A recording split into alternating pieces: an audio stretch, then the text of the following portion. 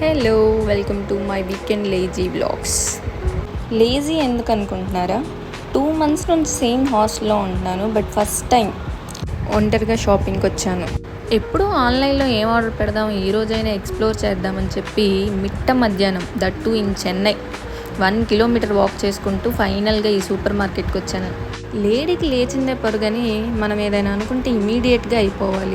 ఇంతకీ ఒకే ఒక సోప్ కొందామని బయటకు వచ్చాను. ఫైనల్గా అయితే ఇవన్నీ కొనేసాను. చాక్లెట్స్, ఐస్ క్రీమ్స్ కొనకూడదని చాలా రిస్ట్రిక్ట్ చేసుకొని ఫైనల్గా బిల్ వేసేటప్పుడు మాత్రం ఆగండి అని చెప్పి మళ్ళీ ఐస్ క్రీమ్ కొనడానికి వచ్చాను. అసలు ఎలా కొంతమంది వాళ్ళకి ఏది కావాలో అది మాత్రమే కొంటారు. నేను షాపింగ్కి వెళ్తే కంటికి కనిపించిందల్లా కొనాలి. అది అవసరం ఉన్నా లేకపోయినా ఎప్పుడో ఒకప్పుడు యూజ్ అవుతుంది కదా అని అన్నీ సర్దేస్తాను.